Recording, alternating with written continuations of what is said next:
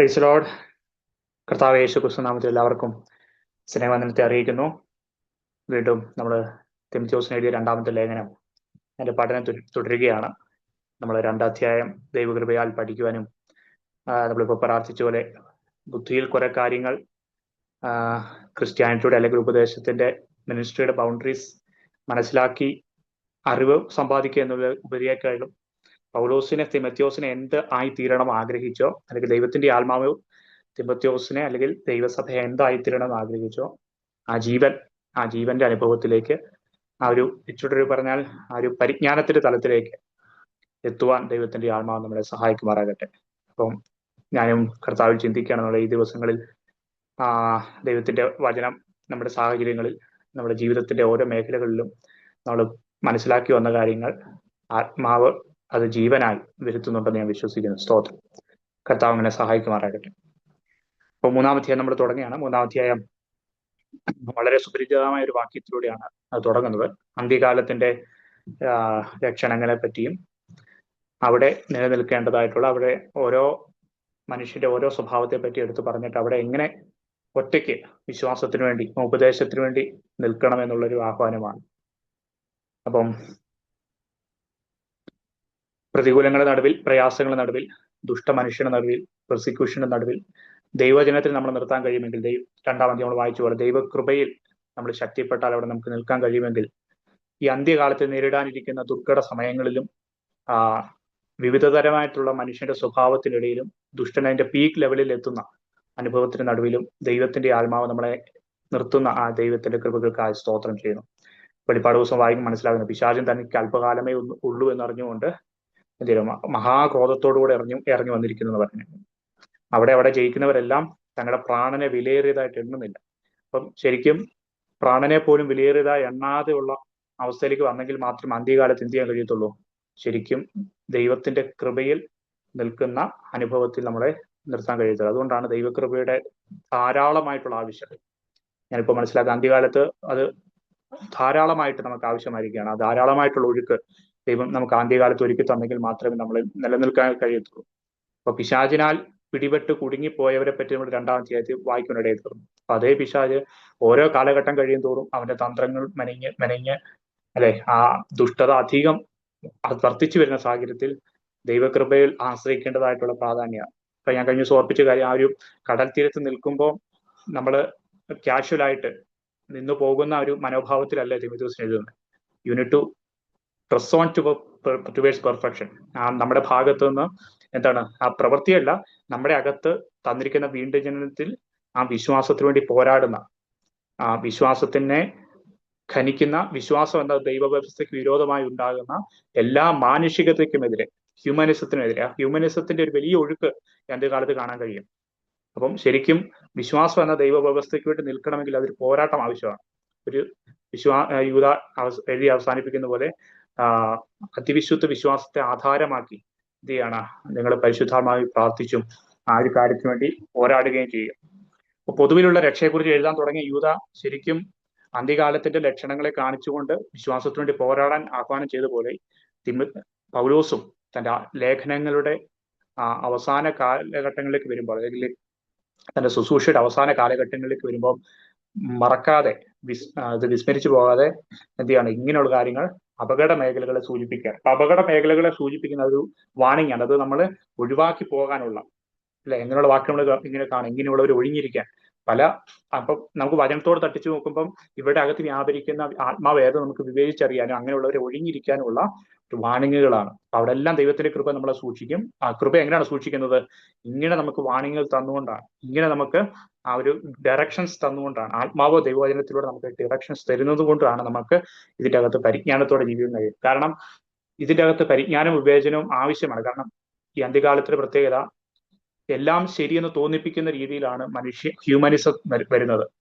മനുഷ്യന്റെ ഫ്രീഡത്തെ എൻഫോഴ്സ് ചെയ്തുകൊണ്ട് മുന്നോട്ട് വരുന്നത്.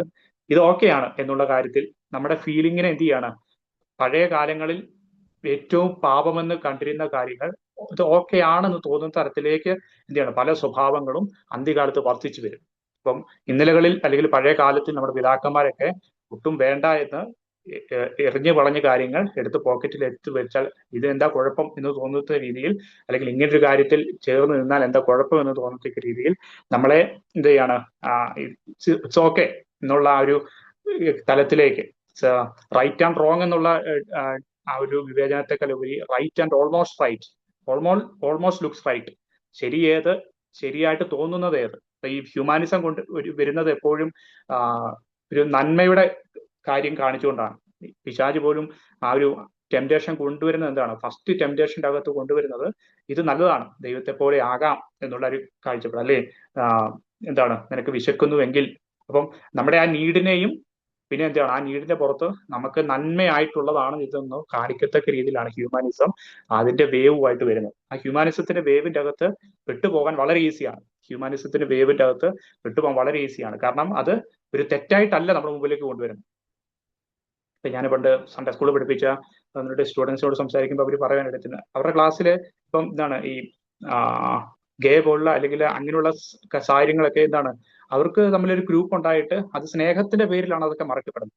എനിക്ക് അങ്ങനെയുള്ളവരെയും സ്നേഹിക്കണ്ടേ, അല്ലെങ്കിൽ ഉള്ളവരുടെ സ്നേഹവും കൺസ്യൂം ആക്കപ്പെടണ്ടേ എന്നുള്ള രീതിയിൽ ഒരു ലവ് എന്ന് പറയുമ്പോൾ, ഒരു സ്നേഹം എന്ന് പറയുമ്പോൾ നല്ലൊരു ക്യാരക്ടർ അല്ലേ, അപ്പം അത് നല്ല ക്യാരക്ടറിനെ മുന്നിൽ വെച്ചുകൊണ്ടാണ് ഇപ്പോൾ അവർക്ക് വേണ്ടി പല സഭകളും എന്ത് ചെയ്യണം, വെസ്റ്റേൺ കൺട്രീസിൽ തുടങ്ങിക്കഴിഞ്ഞു. എന്താണ് അവരെടുത്ത് മുന്നിൽ വെക്കുന്ന കാര്യമാണ്, യേശു എല്ലാവരെയും സ്നേഹിച്ചു, അല്ലെ? ആ സ്നേഹത്തിന്റെ ബൗണ്ടറി, സ്ക്രിപ്ചറിന്റെ ബൗണ്ടറി ഇല്ലാതെ ഒരു എന്താണ് സ്നേഹത്തെ മുന്നിൽ നിർത്തിക്കൊണ്ട്, സ്നേഹം എന്ന കാര്യം മുന്നിൽ നിർത്തിക്കൊണ്ട് എന്ത് ചെയ്യണം, മനുഷ്യനെ മുഴുവൻ ഈ ഹ്യൂമാനിസത്തിന്റെ വേവിലേക്ക് കൊണ്ടുവരികയാണ്. അപ്പം ഈ അന്ത്യകാലത്ത് വരുന്ന ഈ ഫെമിനിസം, അങ്ങനെയുള്ള സെയിം സെക്ഷൽ മാരേജിലും ഇങ്ങനെയുള്ള ഒത്തിരി നമുക്ക് പഴയ കാലത്ത് ചിന്തിക്കാൻ പോലും കഴിയാത്ത പാപമായിരുന്നു അതൊക്കെ, അല്ലേ? പക്ഷെ ഇപ്പോഴത്തെ കാലത്ത് എന്താണ്, അതിന്റെ പേര് ചർച്ച വരെ ഉണ്ടാക്കി കഴിഞ്ഞു. അതാണ് പറയുന്നത്, അന്ത്യകാലത്ത് വരുമ്പോഴത്തേക്കും ഇത് ദുർഘട സമയമാണ്. ഇതിന്റെ പണ്ടൊക്കെ ഇത് ഒന്നോ രണ്ടോ ഇതൊക്കെ കേൾക്കാനുള്ളായിരുന്നു. പക്ഷെ ഇന്ന് എന്താണ് പറയുന്നത്, ആ പാപത്തിന്റെ പേര് ചർച്ച വരെ തുടങ്ങിക്കഴിഞ്ഞു. അപ്പൊ എത്രത്തോളം ആ പാപത്തിന്റെ പീക്ക് ലെവൽ എത്തിക്കഴിഞ്ഞു എന്ന് നമ്മൾ മനസ്സിലാക്കി. അതാണ് ഹ്യൂമാനിസത്തിന്റെ പവർ എന്ന് പറയുന്നത്. ഹ്യൂമാനിസം അത് ചർച്ചിലേക്ക് ഇടിച്ചു കയറത്തക്ക വേണം. വിശ്വാസത്തിന്റെ വ്യവസ്ഥകൾക്കുള്ളിലേക്ക് അതിന്റെ മതിലുകൾ പൊളിച്ച്, അല്ലെ, വെള്ളം എരിച്ചു കയറുന്ന പോലെ ലോകത്തിന്റെ എല്ലാ കൺസെപ്റ്റുകളും ഇപ്പോൾ ചർച്ചിന്റെ അകത്തേക്ക്, ശുശ്രൂഷകളുടെ ഇടയ്ക്കേക്ക് കൊണ്ടുവരുന്ന തലത്തിലേക്ക് വരികയാണ്. സ്തോത്രം. അതുകൊണ്ടാണ് ഇങ്ങനെയുള്ള ബൗണ്ടറീസ് ശ്രദ്ധിക്കേണ്ട ലേഖനം ഇങ്ങനെ എഴുതപ്പെട്ടത്. ശുശ്രൂഷയിൽ മനുഷ്യരുടെ സ്വഭാവത്തെ വിവേചിച്ചറിയുന്നതിൽ, ലോകത്തിന്റെ ഒഴുക്കിനെ വിവേചിച്ചറിയുന്നതിൽ എന്ത് ചെയ്യാണ്, ഈ ബൗണ്ടറീസ് തിമത്തിയോസ് അല്ലെങ്കിൽ നമ്മൾ ഇന്നത്തെ കാലത്ത് നിലനിൽക്കുന്ന നമ്മളെല്ലാം ഈ ഒരു ഭടനെ പോലെ നിലനിൽക്കണമെങ്കിൽ, പോരാടുന്ന ഒരു ഭടനെ പോലെ നിൽക്കണമെങ്കിൽ, കൂടെയുള്ള കൂട്ടുകാർക്ക് പോലും നമ്മളെ മനസ്സിലാക്കാൻ കഴിയും. നിങ്ങൾ ഏത് നൂറ്റാണ്ടിലാണ് ജീവിക്കുന്നത് ചോദിക്കുന്ന കൂട്ടുകാരുടെ നടുവിലും എന്ത് ചെയ്യാണ്, ഞാൻ സത്യത്തിന് വേണ്ടി നിൽക്കും എന്നുള്ള തലത്തിലേക്ക് ജീവിക്കുന്നത് അദ്ദേഹം. അപ്പം അന്ത്യകാലത്തെ പ്രത്യേക ഹ്യൂമാനിസം എപ്പോഴും എന്താണ്, മനുഷ്യരുടെ ഫ്രീഡത്തെയാണ് എൻഫോഴ്സ് ചെയ്യുന്നത്, മാനുഷികമായ നന്മകളെയാണ് എൻഫോഴ്സ് ചെയ്യുന്നത്. അപ്പൊ മാനുഷികമായ നന്മകളെ ഫ്രണ്ടിൽ വെച്ചിട്ട് എന്താണ്, അതിന്റെ പുറകിൽ വലിയ ചതിക്കുഴികളാണ് അതിന്റെ അകത്ത് ഇരിക്കുന്നത്. അപ്പൊ സ്ക്രിപ്ചർ എന്ത് പറയുന്നു, ആ സ്ക്രിപ്ചറിന്റെ ബൗണ്ടറീസ് എന്തൊക്കെയാണ്, സത്യം എന്താണ് പറയുന്നത്. ഈ കാലത്തും ഞാൻ പോലും പലപ്പോഴും ഫേസ് ചെയ്ത ചോദ്യമാണ്, ഇങ്ങനെയൊക്കെ അവരോട് നമ്മൾ വേർപെട്ട് നിന്നാൽ സ്നേഹം എന്ന ക്യാരക്ടർ എങ്ങനെ വർക്ക് ചെയ്യുന്നത്, അല്ലേ? നമുക്ക് അൾട്ടിമേറ്റ് ലക്ഷ്യം സ്നേഹമാണല്ലോ. ഈ സ്നേഹത്തിന്റെ പേര് പറഞ്ഞ് സ്ക്രിപ്ചറിന്റെ ബൗണ്ടറിയെ ബ്രേക്ക് ചെയ്യാൻ വേണ്ടിയുള്ള ആഹ്വാനങ്ങൾ സഭയ്ക്കകത്തുനിന്ന് പോലും ഉണ്ടാകുന്നുണ്ട്. അപ്പൊ സ്ക്രിപ്ചറിന്റെ ബൗണ്ടറി വിട്ട് സ്നേഹത്തിന്റെ പ്രവർത്തനമില്ല. ദൈവസ്നേഹം വർക്ക് ചെയ്യുന്നത് നമ്മൾ ചിന്തിക്കുന്ന പോലെ ഒരു റെയിൽപാളം പോകുന്ന പോലെയാണ്. അതിന്റെ ഒന്നാമത്തെ റെയിൽപാളന് പാരലായിട്ട് മാത്രമേ എന്ത് ചെയ്യാൻ കഴിയത്തുള്ളൂ, മറ്റേ റെയിൽപാളം മൂവ് ചെയ്യാൻ കഴിയത്തുള്ളൂ. അപ്പൊ ഏതെങ്കിലും മേഖലയിൽ ആ രണ്ട് റെയിൽപാളങ്ങൾ തമ്മിലുള്ള ഡിസ്റ്റൻസ് മാറിപ്പോയി കഴിഞ്ഞാൽ വലിയ അപകടമാണ്. അപ്പൊ സ്ക്രിപ്ചർ എന്ന് പറയുന്നു, അതിനനുസരിച്ച് മാത്രമാണ് ആത്മാവ് നമ്മളെ ആ ദൈവാനുരൂപത്തിലേക്ക് കൊണ്ടുപോകുന്നത്. അപ്പൊ സ്ക്രിപ്ചറിന്റെ ബൗണ്ടറീസ്, സ്ക്രിപ്ചറിന്റെ ആ ഒരു ഡയറക്ഷൻസ് കൃത്യമായി മനസ്സിലാക്കിയില്ലെങ്കിൽ എന്ത് ചെയ്യാൻ കഴിയും, നമുക്ക് ഇതിന്റെ അകത്ത് മാനുഷികത നമ്മൾ പോലും അറിയാതെ ഇതിന്റെ അകത്ത് തിരിച്ചു കയറുവാനുള്ള സാധ്യതകളുണ്ട്. അപ്പൊ വളരെ സീരിയസ് ആയിട്ട് അന്ത്യകാലത്ത് നമ്മൾ ശ്രദ്ധിക്കേണ്ട കാര്യമാണ് സ്ക്രിപ്ചർ എന്ന് പറയുന്നത്. സ്ക്രിപ്ചർ എൻഫോഴ്സ് ചെയ്യുന്ന സ്നേഹം എന്താണ്, അല്ലെ? അത് എന്താ പറയുന്നത്, സത്യം വിട്ട് തെറ്റിപ്പോകുന്നവരെ സൗമ്യതയോടെ പഠിപ്പിക്കാനും പറയുന്നുണ്ട്. അതുപോലെ തന്നെ ആ പാപത്തെ വെറുക്കാനും പറയുന്നുണ്ട്. ചില കൂട്ടരെ ഒഴിഞ്ഞിരിക്കാനും പറയുന്നുണ്ട്. അപ്പൊ അത് വളരെ വളരെ സെൻസിറ്റീവ് ആയിട്ടുള്ള ചില ഹയർ സ്പിരിച്വൽ ഗ്രോത്തിലെ നമുക്ക് എന്ത് ചെയ്യാൻ കഴിയത്തുള്ളൂ, അത് മനസ്സിലാക്കാൻ കഴിയത്തില്ല. അത് നീതിയുടെ അഭ്യസനം ലഭിച്ച ആ ഒരു തലത്തിലൊക്കെ എന്ത് ചെയ്യാൻ കഴിയത്തുള്ളൂ, നമുക്ക് ഇത് വിവേചിച്ചറിയാൻ കഴിയത്തുള്ളൂ.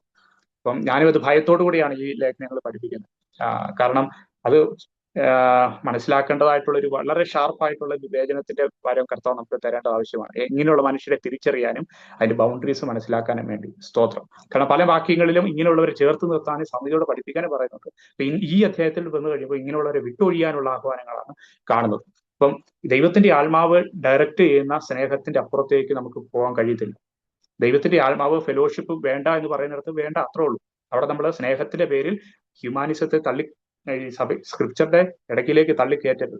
ഓക്കെ, അപ്പൊ അതിന്റെ ബൗണ്ടറീസ് നമ്മൾ ഇമ്പോർട്ടൻസ് ആയിട്ട് മനസ്സിലാക്കിയിരിക്കുക. അപ്പൊ ഞാൻ പറയാൻ കാരണം അന്ത്യകാലത്ത് എന്ന് പറയുന്ന ഒരു പ്രത്യേകത എന്ന് പറയുന്നത്, പണ്ടൊക്കെ ഇത് ഒന്നോ രണ്ടൊക്കെ കേൾക്കുന്നുള്ളൂ, പക്ഷെ ഇതെന്ന് പറയുന്നത് ഇതാണ് മെയിൻ എന്ന് പറയുന്ന ഒരു മെയിൻ മൂവ് ആയിട്ട് ഇത് മാറും. ഈ സ്വഭാവങ്ങൾ താഴെ പറയുന്ന കുറെ സ്വഭാവങ്ങളുണ്ട്.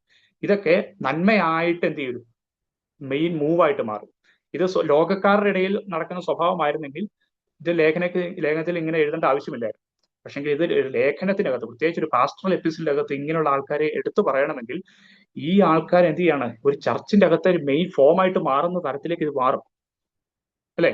ഒന്ന് വായിച്ചേ 3:2. മനുഷ്യർ സ്വസ്നേഹികളും ദ്രവ്യാഗ്രഹികളും വൻപ് പറയുന്നവരും അഹങ്കാരികളും ദൂഷകന്മാരും അമ്മയപ്പന്മാരെ അനുസരിക്കാത്തവരും നന്ദി കെട്ടവരും അശുദ്ധരും വാത്സല്യമില്ലാത്തവരും ഇടങ്ങാത്തവരും ഏഷണിക്കാരും അജിതേന്ദ്രിയന്മാരും ഉഗ്രന്മാരും സൽഗുണദോഷികളും ദ്രോഹികളും ദാഷ്ടിക്കാരും നിഗളികളുമായി ദൈവപ്രിയമില്ലാതെ ഭോഗപ്രിയരായി ഭക്തിയുടെ വേഷം ധരിച്ച് അതിന്റെ ശക്തി ത്യജിക്കുന്നവരുമായിരിക്കും. പുറമേയുള്ള കവർ എന്തായിരിക്കും? ഭക്തിയുടെ വേഷം അവർക്ക് കാണും. അപ്പൊ പുറത്തുള്ള ആൾക്കാരെ പറ്റിയല്ല അവിടെ പറയുന്നത്. ശരിക്കും ഇങ്ങനെയുള്ള ആൾക്കാര് അകത്ത് കടന്നു വന്നിട്ട് എന്ത് ചെയ്യാണ്, അതിന്റെ സ്ട്രോങ് ഫോഴ്സ് ആയിട്ട് മാറുക. അല്ലെ? നമ്മുടെ ചർച്ച് ഓർഗനൈസേഷൻസ് ഒന്ന് പുറത്തേക്ക് നോക്കിയേ, ആ മെയിൻ ലീഡേഴ്സിൽ ഇരിക്കുന്നവർ എന്താണ്, ഇങ്ങനെയുള്ള സ്വഭാവങ്ങളിൽ വർദ്ധിച്ചു വരുന്നവരാണ്. അവർക്ക് അപ്പൊ അതാണ് പറയുന്നത്, പണ്ടൊക്കെ ഒരു അനന്യാസം ഒരു സവീറൊക്കെ ഉള്ളായിരുന്നു. പരിശുദ്ധാത്മാവിനാൽ അതൊക്കെ നിയന്ത്രിച്ച് അതൊക്കെ വിവേചിക്കാൻ ഈസി ആയിരുന്നു. പക്ഷെ ഇന്നത്തെ കാലത്ത് ഈ ദുർഘട സമയം എന്ന് പറയാൻ കാരണം ഇതിന്റെ അകത്ത് നമുക്ക് നിശ്ചയിക്കാൻ പറ്റത്തില്ല. കാരണം ഇതിന്റെ മെയിൻ ലീഡേഴ്സ് പോലും, ചർച്ചിന്റെ മെയിൻ ഫോക്കസ് പോലും, ചർച്ചിന്റെ കോർ സ്ട്രെങ്ത് പോലും എന്താണ്, ഇങ്ങനെയുള്ള ആൾക്കാർ കയറി ഭരിക്കുന്ന തലത്തിലേക്ക് വരുന്ന ഒരു കാലം വന്നിരിക്കുന്ന ഒരു അപകടാവസ്ഥയാണ് നമ്മൾ കാണുന്നത്. അപ്പം അന്ന് ചർച്ചിന് വിശുദ്ധിയായിരുന്നു പ്രാധാന്യമെങ്കിൽ 1-2 പാപികൾ അല്ലെങ്കിൽ 1-2 വളരെ മൈന്യൂട്ട് ആയിട്ടുള്ള പാപ സ്വഭാവത്തിൽ ജീവിക്കുന്നവരാണ് ഇന്നത്തെ കാലത്ത്. അന്ത്യകാലത്തിന്റെ പ്രത്യേകത എന്താണ്? അന്ന് മൈന്യൂട്ട് ആയിരുന്ന കാര്യങ്ങൾ ഇന്നത് സ്ട്രോങ് ഫോഴ്സ് ആയി മാറിയിരിക്കുകയാണ്. ചർച്ചിന്റെ മെയിൻ തൂണുകളായിട്ട് അവര് അവതരിക്കുകയാണ് ചെയ്യുന്നത്. അവിടെ വളരെ വിവേചനം ആവശ്യമാണ്. സ്തോത്രം. അതുകൊണ്ട് അവർ ഭക്തിയുടെ വേഷം ധരിക്കും. അപ്പൊ എന്ത് ചെയ്യും, മറ്റെല്ലാവരും ഇവരാണ് ചെയ്യുന്നത് സത്യം എന്ന് പറഞ്ഞുകൊണ്ട് അഭിഷിക്തന്മാർക്കെതിരെ ഒന്നും പറയരുതെന്നുള്ള ഭയത്തിന്റെ കീഴിൽ എന്താണ്, ഇവർക്ക് കീഴ്പ്പെട്ട് ജീവിച്ചു പോകുന്ന അവസ്ഥയിലേക്ക് വരികയാണ്. അപ്പം അവര് ദ്രവ്യാഗ്രഹികളാകുമ്പോൾ അപ്പം ചർച്ചിന്റെ അകത്തെ ടീച്ചിങ്സ് മുഴുവൻ എന്തായി മാറും, ദ്രവ്യാഗ്രഹത്തെ ഫോക്കസുകളായിട്ട് മാറും. പണ്ട് ദ്രവ്യാഗ്രഹത്തെ എടുത്ത് പുറത്തു കളഞ്ഞിരുന്ന സഭ ഇന്നെന്ത് ചെയ്യാണ്, ദ്രവ്യാഗ്രഹത്തെ കൂട്ടുപിടിക്കുന്ന ഉപദേശങ്ങളിലേക്ക് കയറുകയാണ്. അപ്പൊ ഇതൊരു ലാർജ് ഇമ്പാക്റ്റ് ആയിട്ടുള്ള അപകടമായിട്ടാണ്, ഒരു മൈന്യൂട്ട് അപകടങ്ങളല്ല, ഒരു ചെറിയ കല്ലായിട്ടുള്ള അപകടങ്ങളല്ല, വലിയ കുഴികളെ പറ്റിയാണ് ഇവിടെ പറയുന്നത്. അല്ലെ? ഓട്ടക്കാരന്റെ മുമ്പിൽ ചെറിയ കല്ലും അപകടമാണ്, പക്ഷെങ്കിൽ അന്ത്യകാലത്ത് വരുമ്പോഴത്തേന് ഇത് വലിയ കുഴി പോലുള്ള ഗർത്തങ്ങളായിട്ടുള്ള അപകടങ്ങളെ ആയിട്ടാണ് ഇത് കാണിക്കുന്നത്. കാരണം അത് ഒരു മെയിൻ ഫോഴ്സ് ആയിട്ട് മാറുന്ന ഒരു അവസ്ഥയിലേക്ക് വരിക.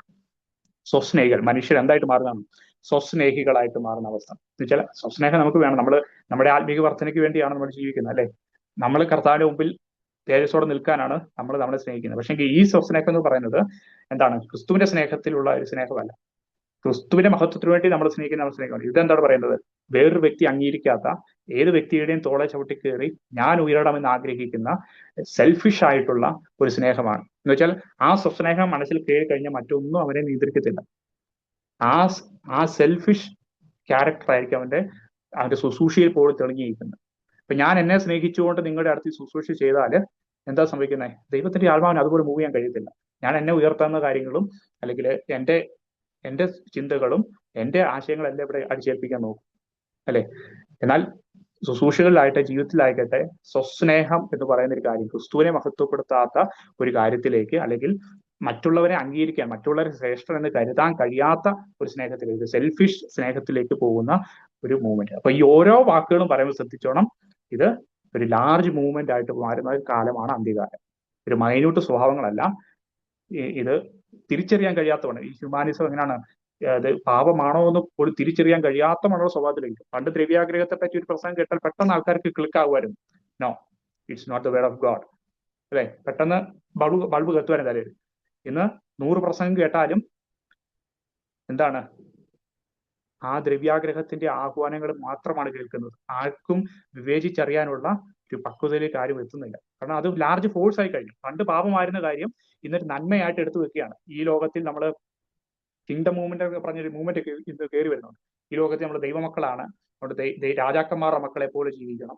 നമ്മൾ ഈ ദേശത്തിലെ എന്താണ് മന്ത്രിമാരാകണം, MLA മാരാകണം. നമ്മൾ ഈ ദൈവമക്കളാന്ന് പറഞ്ഞിട്ട് നമ്മൾ ഒന്നുമില്ലാതെ ജീവിച്ചാൽ, അല്ലെങ്കിൽ കർത്തതയിൽ കൂടെ കടന്നുപോയാൽ ദൈവത്തിന്റെ നാമം ദുഷിക്കപ്പെടും. അതുകൊണ്ട് നമുക്കും എന്ത് വേണം? ഈ ലോകത്തിന്റെ അസറ്റുകളിൽ മെയിൻ അസറ്റുകൾ നമുക്കും വേണം. നമുക്കും വേണം കളക്ടർമാരെ. നമ്മുടെ ഈ ദേശത്തിലെ പ്രസിഡന്റുമാരാകുന്നവർ നമ്മുടെ മക്കളായിരിക്കണം, അല്ലെ? ഈ ദേശത്തൊന്നും ആരെങ്കിലും ഏറ്റവും കൂടുതൽ ഇന്ന രാജ്യത്ത് വർക്ക് ചെയ്യാൻ പോകുന്നത്, അല്ലെങ്കിൽ ഇന്ന രീതിയിൽ സമ്പാദിക്കുന്നത്, ഏറ്റവും നല്ല ആൾക്കാർ നമ്മുടെ സഭയിലുള്ള മക്കളായിരിക്കണം എന്ന് കേൾക്കുമ്പോഴത്തേനും ഇത്ര നല്ല ദൈവം, അല്ലെ? ദൈവത്തിന്റെ കാര്യത്തിൽ അവിടേക്ക് മുന്നിൽ പ്രസന്റ് ചെയ്യുന്ന കാര്യമാണ് ഭക്തിയുടെ വേഷം പ്രസന്റ് ചെയ്യുന്നത്. എന്താണ് പറയുന്നത്? ഞാനിപ്പോ എന്റെ മകന് വേണ്ടി എന്തെങ്കിലും നല്ല കാര്യങ്ങളെ ചെയ്യത്തുള്ളൂ, അല്ലെ? അവൻ കഷ്ടപ്പെടാൻ ഞാൻ ആഗ്രഹിക്കും. എന്റെ മകൾക്ക് വേണ്ടി ഞാൻ കഷ്ടപ്പെടുന്ന ആഗ്രഹിക്കും. അതുപോലെയാണ് നമ്മുടെ സ്വർഗീയ പിതാവും. അവൻ കഷ്ടപ്പെടാൻ ആഗ്രഹിക്കത്തില്ല. എല്ലാ ആവശ്യങ്ങളും ഞാൻ കൊടുക്കുന്ന പോലെ നമ്മുടെ സ്വർഗീയ പിതാവ് അങ്ങനെയാണ്. ഈ ലോകത്തിലെ എല്ലാ ആവശ്യങ്ങളും കൊടുത്ത് അവനിൽ ആശ്രയിക്കുന്ന ഒരു വ്യക്തി കഷ്ടപ്പെടുന്നത് ലോകക്കാർ ദൈവനാമം ദുഷിക്കുന്നു പറയുന്നുണ്ട്. എല്ലാ വിധത്തിലും നമ്മൾ ഈ ലോകത്തിലേക്കാളും അവരെക്കാളും നമ്മൾ അനുഗ്രഹിക്കപ്പെട്ടിരിക്കണമെന്നുള്ള ഈ കിങ്ഡം മൂവ്മെന്റുകളൊക്കെ കയറി വന്നപ്പോൾ ശ്രദ്ധിച്ചോ, അതിന്റെ അകത്ത് ലാർജ് ഫോഴ്സിലാണ് ആൾക്കാർ ചെന്നിച്ചിടുന്നത്. അവർ മുന്നിൽ വെച്ച കാര്യം എന്താണ്? ഭക്തിയുടെ വേഷമാണ് അവർ ഫ്രണ്ടിൽ വെച്ചത്. ദൈവത്തിന്റെ പേരാണ് ഫ്രണ്ടിൽ വെച്ചത്. പക്ഷെങ്കിൽ ദൈവത്തിന്റെ പേര് ഫ്രണ്ടിൽ വെച്ച കാര്യത്തിന്റെ അകത്ത് ദൈവികമായ ശക്തി വ്യാപരിക്കുന്നില്ല. ശക്തിയെ ത്യജിക്കുക ചെയ്യണം. ദൈവത്തിന്റെ വേഷം ഫ്രണ്ടിൽ വെച്ചിട്ട് ഇത് അവതരിപ്പിക്കും. കാരണം അപ്പൊ അത് നന്മയായിട്ട് തോന്നും. അവിടെയാണ് കെണി എന്ന് പറയുന്നത്. കെണിയുടെ സ്വഭാവം എന്താണ്? ഇപ്പൊ ഒരു നമ്മൾ മൃഗങ്ങളെയൊക്കെ പിടിക്കുക, പണ്ട് വേട്ടക്കാർ കെണി വെക്കുമ്പോൾ, അല്ലെങ്കിൽ എന്താണ്, നല്ലൊരു കാര്യത്തെ ആകർഷിപ്പിച്ചുകൊണ്ടാണ് കെണി വെക്കുന്നത്. അല്ലെങ്കിൽ ഒരു കുഴി ഉണ്ടാക്കിയിട്ട് അതിന്റെ മണ്ടയെ കമ്പും പുല്ലുകൾ നട്ടുവെച്ചിട്ട് മണ്ണൊക്കെ വെക്കും, അല്ലെ? അതൊരു കുഴിയാൻ തോന്നത്തില്ല. കാരണം ഇത് അതിന്റെ വേഷം ധരിക്കണം. മറ്റുള്ള സ്ഥലങ്ങൾ പോലെ, പ്രതലം പോലെയാണ് ഇത് എന്ന് പറയുന്ന ഒരു വേഷം അതിന്റെ മുമ്പിൽ വെച്ചെങ്കിൽ മാത്രമേ ആളുകളെ കുഴി വീഴ്ക്കാൻ കഴിയത്തുള്ളൂ, കെണി വീഴ്ക്കാൻ കഴിയത്തുള്ളൂ. അതുപോലെയാണ് ഇവിടെ സംഭവിക്കുന്നത്. ഞങ്ങൾ വചനത്തിലുള്ള വാക്യമാണ് പറയുന്നത് എന്ന് പറഞ്ഞുകൊണ്ട് ആ വചനത്തിൽ നിന്നും, ആ ബൈബിളിൽ നിന്ന് തന്നെയാണ് എടുത്ത് പ്രസംഗിക്കുന്നത്. അത് പ്രസംഗിച്ചുകൊണ്ടാണ് എന്ത് ചെയ്യുന്നത്? ഈ വേഷത്തെ പ്രസന്റ് ചെയ്യുന്നത്. ഇപ്പൊ കെണിയുടെ ഒരു വേഷം എപ്പോഴും നമ്മുടെ മുന്നിൽ അറിഞ്ഞിരിക്കും. ട്രാപ്പ് എന്ന് പറയുന്നത് ദേ ലുക്സ് ലൈക്സ് റൈറ്റ്, അല്ലെ? അപ്പം അതുകൊണ്ട് ആൾക്കാർ അറിഞ്ഞുകൊണ്ട് ട്രാപ്പ് വീഴുക. ഒരു മൃഗത്തെ ട്രാപ്പ് വീഴ്ത്താൻ വേണ്ടി ഒരു കുഴി കുഴിച്ചിട്ട് എന്ത് ചെയ്യാം? ആ കുഴിയായിട്ട് തന്നെ അല്ല പ്രസന്റ് ചെയ്യുന്നത്. അത് കുഴിയല്ല എന്ന് കാണിക്കുന്ന കാര്യങ്ങളാണ് പ്രസന്റ് ചെയ്യുന്നത്. എന്ന് വെച്ചാല് ദൈവജനത്തെ വീഴ്ത്തുന്നതിന് ഈ പിശാച് കെണികൾ ഒരുക്കുന്നത്, അല്ലെങ്കിൽ ഹ്യൂമാനിസത്തിന്റെ ആ ഒരു ആന്റിക്രൈസ്റ്റിന്റെ ഫോക്കസിലേക്ക് മൂവ് ചെയ്യുമ്പോൾ ഭക്തി എന്ന് തോന്നിപ്പിക്കുന്ന ആ വേഷം എപ്പോഴും ധരിച്ചിരിക്കും. പക്ഷെ അതിന്റെ പുറകിൽ എന്ത് ചെയ്യാണ്? ഇവര് പ്രസന്റ് ചെയ്യുന്ന ദൈവത്തിന്റെ ശക്തി അവിടെ വ്യാപരിക്കുന്നില്ല, അല്ലെങ്കിൽ അങ്ങനെ. കാരണം ഇങ്ങനെ ഒരു പ്രസംഗം കേട്ട് കഴിഞ്ഞാൽ, ദ്രവ്യാഗ്രഹത്തിന് പ്രസംഗിച്ചു കഴിഞ്ഞാൽ ആ പ്രസംഗിക്കുന്ന ആളുടെ പോക്കറ്റ് വീർക്കുന്നല്ലാതെ ഇവരാരും ഒരിക്കലും വിടുവിക്കപ്പെടുന്നില്ല. അതാണ് അവിടെ അവര് പ്രതീക്ഷിച്ച ശക്തി പോലും അവർക്ക് കിട്ടുന്നില്ല. അങ്ങനെ ഒരു ദൈവം ഇല്ല, എങ്കിലും അവര് പോലും പ്രതീക്ഷിച്ച ശക്തി അവർക്ക് കിട്ടുന്നില്ല. അത് നമ്മളെ താഴ്ത്ത് വായിക്കും. അവർ വഞ്ചിക്കപ്പെടുവാന്ന് നമ്മൾ വായിക്കും താഴോട്ടുള്ള വാക്യം. അപ്പൊ ഭക്തിയുടെ വേഷം ധരിച്ച് അതിന്റെ ശക്തി ത്യജിക്കുന്ന ആൾക്കാരുടെ സ്വഭാവങ്ങൾ, ഒന്ന്, അവർ സ്വസ്നേഹികളായിരിക്കും. അവർക്ക് എന്തെങ്കിലും കിട്ടണമെന്നുള്ള ആഗ്രഹത്തോടുകൂടെ. വേറൊരുത്തനെ തകർത്തിട്ടാണെങ്കിൽ കുഴപ്പമില്ല, അവനെ ഇച്ച് കഷ്ടപ്പെട്ടാലും കുഴപ്പമില്ല, അവന്റെ പോക്കറ്റിലൂടെ എനിക്ക് കിട്ടണം, അല്ലെ? അവന് ഒരു നന്മ ഉണ്ടാകാൻ പാടില്ല, അവൻ ശ്രേഷ്ഠനാകാൻ പാടില്ല, അവൻ ദൈവത്തിന്റെ സന്നിധിയിൽ വളരാൻ പാടില്ല. അപ്പൊ എന്ത് ചെയ്യണം? ഒരുത്തൻ സത്യം അറിയാൻ ആഗ്രഹിച്ചാൽ പോലും അവൻ എന്റെ മെസ്സേജ് മാത്രം കേൾക്കണം, വേറൊരാളുടെ മെസ്സേജ് കേൾക്കാൻ പാടില്ല. ബൗണ്ടറീസ് ഉണ്ടാക്കുകയാണ് മനുഷ്യരുടെ മുമ്പിൽ. എന്റെ സാമ്രാജ്യം എനിക്ക് സ്ഥാപിക്കണം. അപ്പൊ പല രീതിയിൽ സ്വസ്നേഹം വർക്ക് ചെയ്യുക. ദ്രവ്യാഗ്രഹികൾ. അപ്പം പിന്നെ ഇപ്പൊ ഞാൻ പറഞ്ഞ ദ്രവ്യാഗ്രഹം എന്ന് പറയുന്നത് പ്രോസ്പെക്ട് ചർച്ച് പോലുള്ള കാര്യങ്ങളൊക്കെയാണ് ചിന്തിക്കുന്നത്. പക്ഷെങ്കിലും ദ്രവ്യാഗ്രഹം വളരെ വളരെ വളരെ സെൻസിറ്റീവായിട്ടൊരു ഭാവമാണ്. കാരണം നമ്മൾ പോലും നമ്മളിൽ ദ്രവ്യാഗ്രഹം വർക്ക് ചെയ്യുന്നത് ചിലപ്പോൾ അറിയത്തില്ല. പണ്ട് നമ്മളിൽ ആരും സഹോദരന്മാർ ഒരു എക്സാമ്പിൾ പറഞ്ഞു തരും. ഒരു പട്ടാളക്കാരൻ ഒരു ബൗണ്ടറിയിൽ, അതിർത്തിയിൽ ഒരു കള്ളനെ, ഒരു തീവ്രവാദിയെ പിടിച്ച് വെച്ചേക്കുക. എന്നിട്ട് കമാൻഡർ വിളിച്ച് പറഞ്ഞുകൊണ്ട്, ഞാൻ ഇവനെ പിടിച്ചു വെച്ചിട്ടുണ്ട്, ഇവനെ നമുക്ക് എന്താ ചെയ്യണം, കച്ചേരിയിൽ കൊണ്ടുപോകണം. അപ്പൊ കമാൻഡർ പറഞ്ഞു, ഓക്കെ, അവിടെ പിടിച്ചു വെച്ച് നിന്നെ സ്ഥലത്ത് കൊണ്ടുപോകാം, നമുക്ക് അവനെ ചോദ്യം ചെയ്യാം എന്നൊക്കെ പറയുന്നുണ്ട്. കുറച്ച് കഴിഞ്ഞ് വിളിച്ചു കഴിഞ്ഞപ്പോൾ പറഞ്ഞു, ഞാൻ അവനെ പിടിച്ചു വെച്ചിട്ടുണ്ട്, എനിക്ക് ഇവിടെ വരാൻ കഴിയത്തില്ല എന്ന് ചോദിച്ചു കഴിഞ്ഞപ്പോൾ എന്താണ്, ഈ തീവ്രവാദിയാണ് ഇവരെ പിടിച്ചു വെക്കുന്നത്. അല്ലെ? ഈ പട്ടാളക്കാരൻ ഈ സോൾജറിന്റെ ചിന്ത ഞാനാണ് അവനെ പിടിച്ചു വെച്ചേക്കുന്നതെന്ന്. പക്ഷെങ്കിൽ സത്യത്തിൽ എന്തായിരുന്നു? പിടിച്ചത് ആരായിരുന്നു? ഈ ടെററിസ്റ്റ് ആയിരുന്നു ഇവനെ പിടിച്ചു വെച്ചേക്കുന്നത്. എന്ന് വെച്ചാണ് നമ്മുടെ ചിന്തയിൽ പറയുന്നത് ദ്രവ്യത്തോടുള്ള ആഗ്രഹം നമ്മൾ നമ്മൾ കൺട്രോൾ ചെയ്യുന്നത് ആഗ്രഹം. പക്ഷെങ്കിൽ ദ്രവ്യാഗ്രഹത്തിന്റെ പ്രത്യേകത അത് നമ്മളെ പിടിക്കുന്നത് നമ്മൾ അറിയത്തില്ല.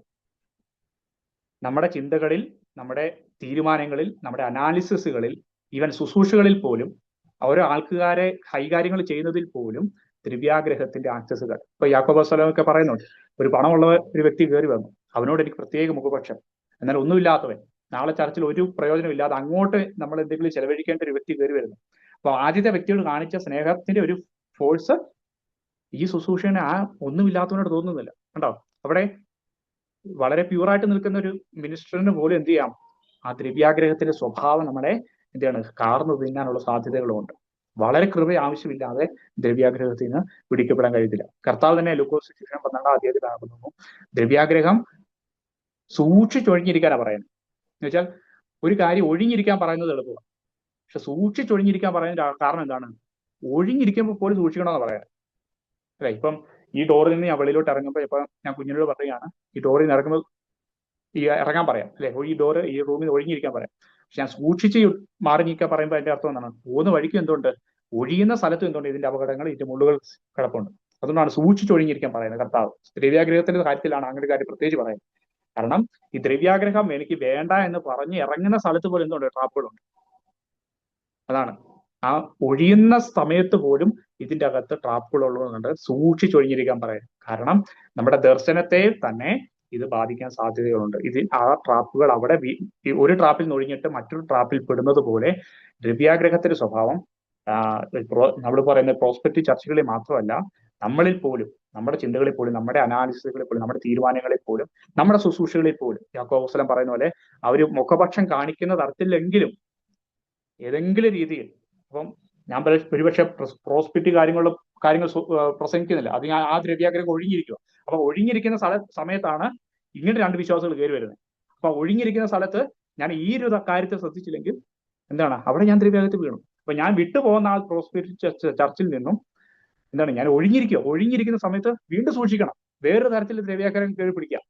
ഒരു രണ്ട് വിശ്വാസികളോട് മുഖപക്ഷം കാണിക്കത്തക്ക രീതിയിലുള്ള ദ്രവ്യാഗ്രഹം കയറി പിടിക്കാം. യാക്കോബ് 2:1 പറയുന്നു. അപ്പൊ ദ്രവ്യാഗ്രഹത്തെ പ്രത്യേകത അതിന് മൾട്ടിപ്പിൾ ട്രാപ്പ് വേസ് ഉണ്ട്, അല്ലെ? ചില ട്രാപ്പുകളുടെ പ്രത്യേകത അങ്ങനെയാണ്. ഒന്ന് അഴിച്ചു വരുമ്പോഴത്തേന് ചില നൂല് കുരുങ്ങിനെ നമ്മൾ ഓർത്ത് നോക്കിക്കേ, കുരുങ്ങിയിരിക്കുന്ന നൂല് നമ്മൾ ഒന്ന് അഴിക്കുമ്പോഴത്തേനും വേറെ നൂല് കുരുങ്ങിപ്പോകും, അല്ലെ? എന്ന് വെച്ചോലെയാണ് നമ്മൾ ചില കാര്യങ്ങളിൽ നിന്ന് വിടുവിക്കപ്പെട്ട് പുറത്ത് വരുമ്പോഴത്തേന് അവിടെ മറ്റൊരു ട്രാപ്പ് അവിടെ വേറൊരു തരത്തിൽ പോകാം.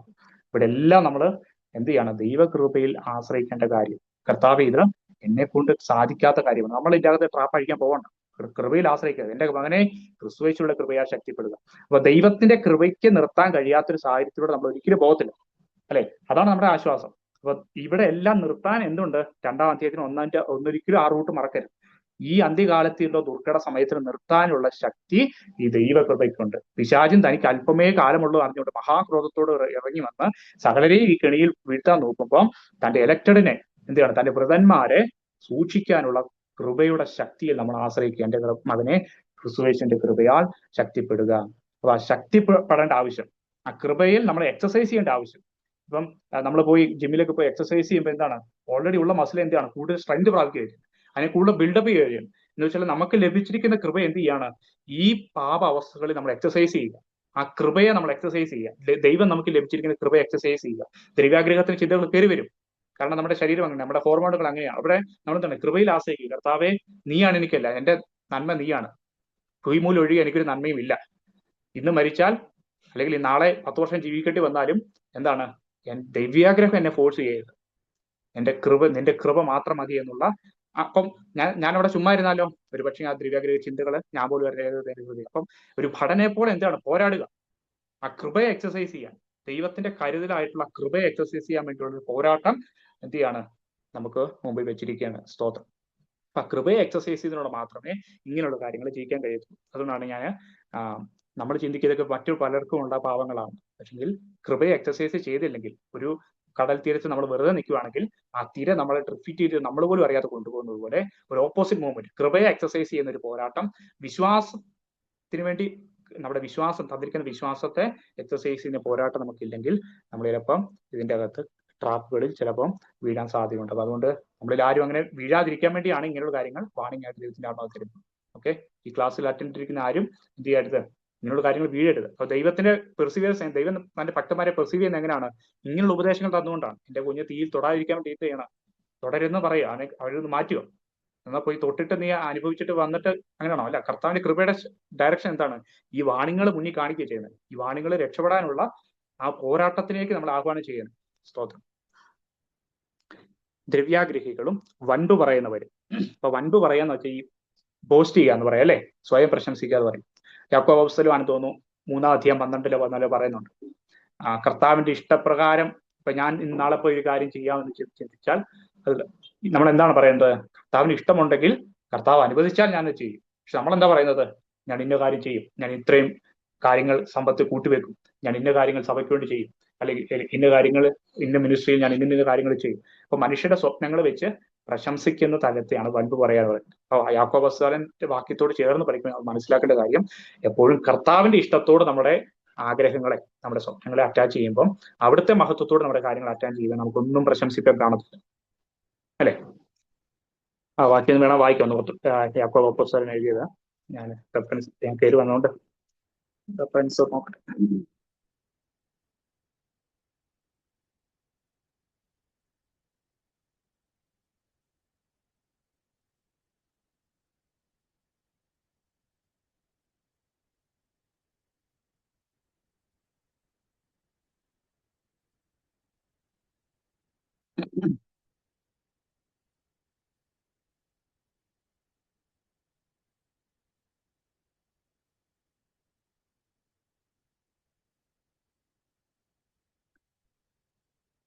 ദൈവത്തിന് സ്തോത്രം.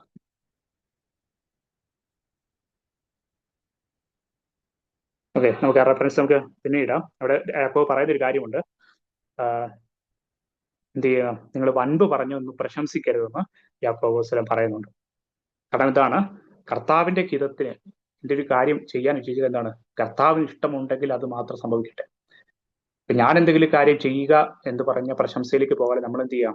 എപ്പോഴും ദൈവത്തിന് ഇഷ്ടം മാത്രം ചെയ്യാം. 4:15 ബ്രദറെ, 4:15 ആണ് വായിക്കാറ്. ഏതായാലും 4:15 13 കൂട്ട് വായിക്കുമ്പോൾ ബാക്ക്ഗ്രൗണ്ട്. ഇന്നോ നാളെയോ ഞങ്ങൾ ഇന്ന പട്ടണത്തിൽ പോയി അവിടെ ഒരാണ്ട് കഴിച്ച് വ്യാപാരം ചെയ്ത് ലാഭം ഉണ്ടാക്കുമെന്ന് പറയുന്നവരെ കേൾപ്പിൻ.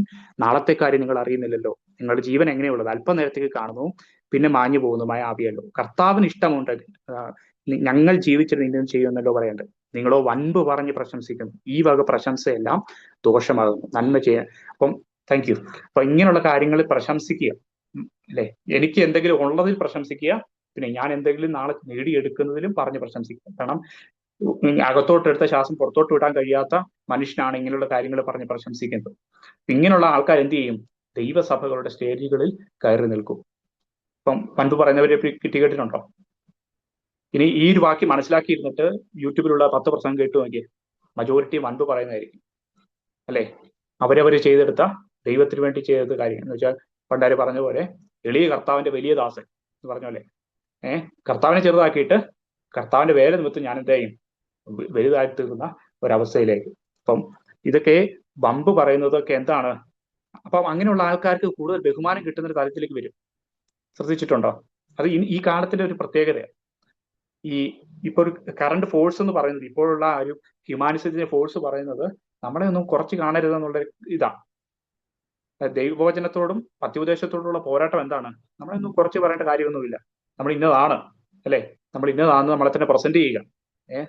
നമ്മുടെ വിസിബിലിറ്റി ഹയർ ആൾക്കാർക്ക് കാണിച്ചു കൊടുക്കുക, അല്ലെങ്കിൽ ഒരു ഗ്രൂപ്പ് ഓഫ് പീപ്പിളിന് നമ്മുടെ വിസിബിലിറ്റി കാണിച്ചു കൊടുക്കുക, നമ്മൾ ഇന്നതാണെന്ന് കാണിക്കുക. അതൊക്കെയാണ് പറയുന്നത്. ഈ ഹ്യൂമാനിസത്തിന്റെ വേ ഓഫ് മൂവ് അന്ത്യകാലത്ത് വർദ്ധിച്ചു വരും. അത് സഭയ്ക്കകത്ത് പോലും കയറി വന്നു എന്നുള്ളതാണ് ഇതിന്റെ അകത്ത് അപകടം എന്ന് പറയുന്നത്. ഇതാണ് ദുഃഖട സമയം എന്ന് പറയുന്നത്. ഇത് നന്മയായിട്ടാണ് പ്രസന്റ് ചെയ്യപ്പെടുന്നത്, ഒരു പാപമായിട്ടല്ല. അതാണ് ഇത് ദുഃഖട സമയം എന്ന് പറയുന്നത്. ഓക്കെ, വൻപ് പറയുക. അപ്പൊ വൻപ് പറയുന്നവർക്ക് എന്ത് കൂടുതൽ ബഹുമാനം കിട്ടത്തക്കണം, അവര് കൂടുതൽ ശ്രദ്ധിക്കപ്പെടത്തണം. എന്ത് ചെയ്യാണ്? കാലം വഷളായിക്കൊണ്ടിരിക്കുകയാണ്. ദൂഷകന്മാർ. ഇപ്പൊ ഓരോ വാക്കുകളും അതിൻ്റെതായ അർത്ഥങ്ങൾ നമുക്കറിയാം. അതുകൊണ്ട് വിശദീകരിക്കേണ്ട ആവശ്യമില്ല, സമയം മുന്നോട്ട് പോകുന്നല്ലോ. അഹങ്കാരികളും ദൂഷകന്മാരും അമ്മയപ്പന്മാരെ അനുസരിക്കാത്തവരും. ഇപ്പം ഈ കാലം നോക്കിക്കഴിഞ്ഞാൽ അഹങ്കാരം വർദ്ധിച്ചു വരുന്ന അവസ്ഥ അല്ലെ. ദൂഷകന്മാർ, അമ്മയപ്പന്മാരെ അനുസരിക്കാത്തവർ. ഇപ്പൊ കേസിലെല്ലാം ചേർന്ന് പഠിക്കുമ്പോൾ അമ്മയപ്പന്മാരെ അനുസരിക്കുന്നത് കർത്താവിലായിരിക്കണം. കർത്താവിന്റെ ഹിതത്തിനനുസരിച്ചുള്ള അനുസരണമേ വെളിപ്പെടാവൂ. ഇപ്പം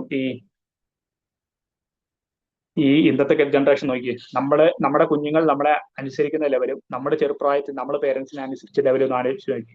ഇത് ഹ്യൂജ് ഡിഫറൻസ് അല്ലേ.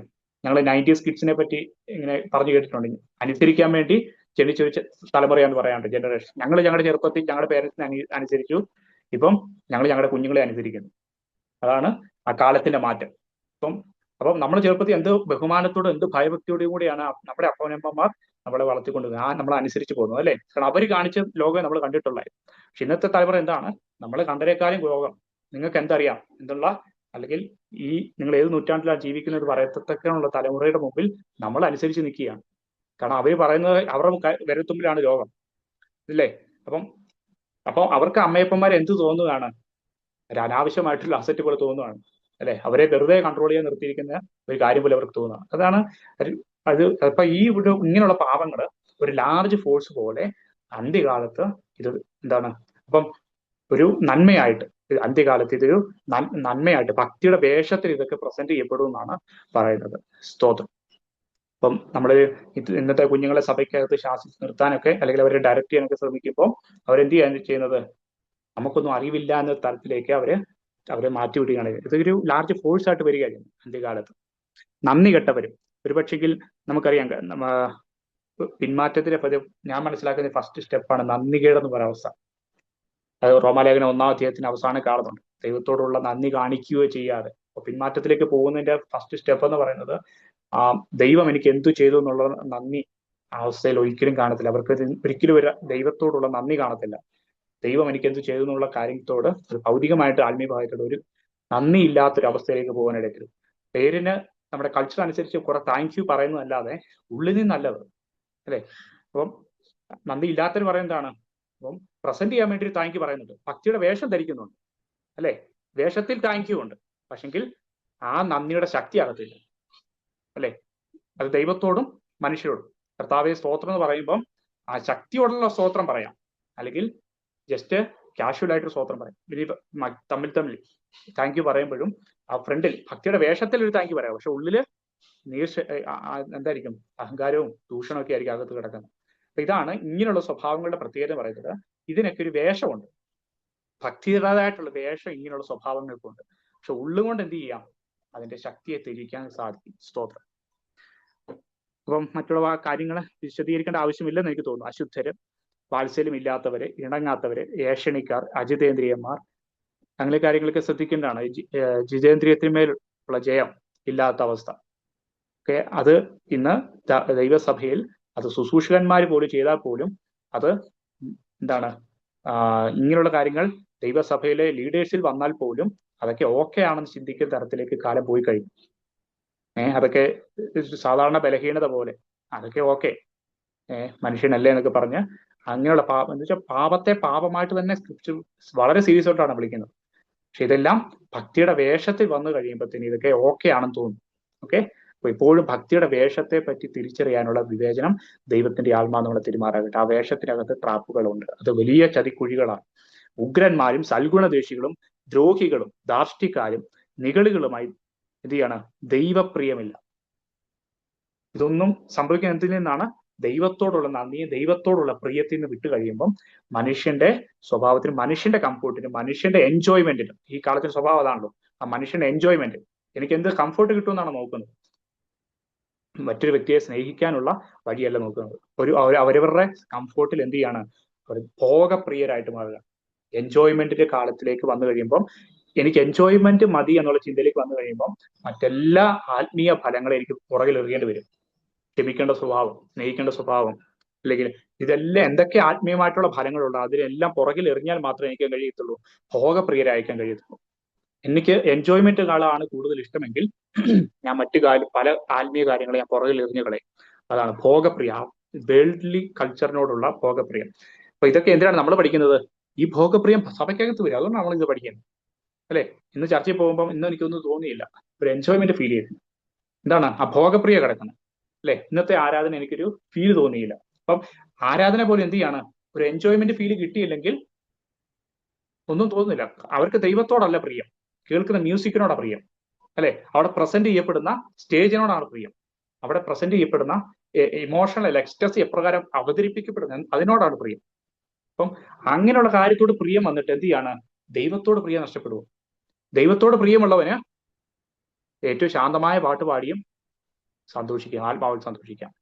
അവന് സ്പീഡും, ഇപ്പം ഇന്നത്തെ കാലത്ത് ലോകത്തിന്റെ എൻജോയ്മെന്റ് എന്താണ്, സൗണ്ട്, സ്പീഡ്, മ്യൂസിക്, ഇത് പ്രസന്റ് ചെയ്തുകൊണ്ടാണ് വർഷിപ്പുകളും സഭാരാധനകളൊക്കെ നേടിയത്. അപ്പം ഇത് ലാർജ്ലി ഇതൊരു ചർച്ച സെലക്ട് ചെയ്യണമെങ്കിൽ പോലും ആദ്യം പ്രസന്റ് ചെയ്യുന്നത് എന്തായിരിക്കണം, ദൈവപ്രിയമായിരിക്കരുത്, ഭോഗപ്രിയമായിരിക്കണം, അല്ലെ? ഇവിടെ അധികം പാർക്കിംഗ് ഉണ്ട്, ഇവിടെ ഇന്നിന്ന മൈക്ക് സിസ്റ്റങ്ങളാണ് ഉപയോഗിക്കുന്നത്, അവിടെ ഇന്ന ചർച്ചിൽ അവരുടെ ലീഡേഴ്സ് അവരെ പ്രസന്റ് ചെയ്യുന്നതും ഒരു എക്സിക്യൂട്ടീവ് ലുക്കിലാണ്, അവിടെ ഇത്രയും മൾട്ടിപ്പിൾ ഇൻസ്ട്രുമെന്റ്സ് ഉണ്ട്. അപ്പൊ ഇതൊക്കെയാണ് ഭോഗപ്രിയ എന്ന് പറയുന്നത്. ഓക്കെ, അപ്പൊ എന്താണ് ഈ ഭോഗപ്രിയമായിട്ടുള്ളത്? എന്താണ്? വിശുദ്ധ സ്ഥലത്ത് കയറി നിൽക്കുക ചെയ്യണം, അല്ലെ? ആ വിശുദ്ധ സ്ഥലത്ത് കയറി നിൽക്കത്തക്ക വണ്ണം ഇത് ലാർജ്ലി, അപ്പൊ ഒരു ചർച്ചിനെ പോലും എന്ത് ചെയ്യാണ്, ലാർജ്ലി ഇത് ഇമ്പാക്ട് ചെയ്യുന്നതുകൊണ്ടാണ് വീണ്ടും വീണ്ടും ഞാൻ ആ വാക്ക് എടുത്ത് പറയുകയാണ്, ഇതാണ് ദുഃഖട സമയം, അല്ലെ? ഇതാണ് സത്യമെന്നും ഇതാണ് ഓക്കെ ആണെന്നുള്ളതും ഇതാണ് ദൈവത്തിന് ഇഷ്ടമുള്ളതെന്ന് ചിന്തിക്കത്തക്ക രീതിയിൽ. ഒരുപക്ഷെ അവിടെ പോകുന്നവർക്കൊന്നും അറിയത്തില്ലായിരിക്കും അവർ ചതിക്കപ്പെട്ട് കിടക്കുകയാണ്. അവർ ചിന്തിക്കുന്നത് ഇതൊക്കെ ആയിരിക്കും ശരിയെന്നുള്ളത്, കാരണം അവരുടെ ലീഡേഴ്സ് അങ്ങനെ പറയുന്നു, അല്ലെ? അവരങ്ങനെയാണ് ദൈവത്തെ പ്രസന്റ് ചെയ്യുന്നത്. ഈ അവരുടെ ഭക്തിയുടെ വേഷം അങ്ങനെയാണ്, ഭക്തിയെ പ്രസന്റ് ചെയ്യുന്ന വേഷങ്ങൾ എങ്ങനെയൊക്കെയാണ്. അപ്പം ഒരാഴ്ച ഉപവാസം ഇരുന്നാലും ആ പ്രാർത്ഥനയുടെ ഒരു വേഷം ധരിക്കുന്നുണ്ട്, പക്ഷെങ്കിൽ മറ്റ് അയൽക്കാരനെ സ്നേഹിക്കാനുള്ള സ്നേഹത്തിന്റെ ശക്തി അകത്തുണ്ടാകുന്നുണ്ട്, അല്ലെ? അത് ആ ഒരു മതാചാരങ്ങളുടെ വേഷങ്ങൾ കാണുന്നുണ്ട്, പക്ഷെങ്കിൽ ദൈവപ്രിയമായിട്ടുണ്ടാകേണ്ട ആത്മീയ ഫലങ്ങൾ ഉണ്ടാകുന്നു. അപ്പം 2 മണിക്കൂർ പ്രാർത്ഥിച്ചാലും അല്ലെങ്കിൽ ഒരാഴ്ച ഉപവാസം ഇരുന്നാലും ഇതൊക്കെ പല വേഷങ്ങളായിരിക്കും. എന്നിലൊരു മാറ്റം ഉണ്ടാകുന്നില്ലെങ്കിൽ, എന്നിലൊരു ക്രിസ്ത്യാനിത്വം ഉണ്ടാകുന്നില്ലെങ്കിൽ ഇതൊക്കെ ഒരു വേഷങ്ങളാണ്. അപ്പൊ അതിലേക്കാണ് മനുഷ്യൻ ആകർഷിക്കപ്പെട്ടു പോകുന്നത്. ഇപ്പൊ പല എക്സ്ട്രീമുകളെ ഞാൻ പറഞ്ഞു വരുന്നത്. മനുഷ്യൻ ആകർഷിക്കപ്പെട്ടു പോകുന്ന മതാചാരങ്ങളിൽ ആകർഷിക്കപ്പെട്ടു പോകുന്നവരുണ്ട്. മനുഷ്യന്റെ വോട്ടുകളിൽ പ്രാർത്ഥനയുടെ ദൈർഘ്യം കാണിച്ചും ഉപവാസത്തിന്റെ ഡീപ്നെസ് കാണിച്ചും അങ്ങനെ മനുഷ്യന്റെ എഫോർട്ടുകളിൽ ആകർഷിക്കത്തക്കവണ്ണമുള്ള കാര്യങ്ങളിലേക്ക് കൊണ്ടുപോയി എന്ത് ചെയ്യും, ഭോഗപ്രിയത കാണിക്കുന്നത്. ഇതെല്ലാം എന്ത് ചെയ്യാണ്, മെയിൻ ലൈൻ ഫ്രെയിമായിട്ട് മാറി. ചർച്ച എന്ന് പറയുമ്പോൾ ആദ്യം കാണുന്ന ഫ്രെയിമുകളായിട്ട് മാറി ഇത്.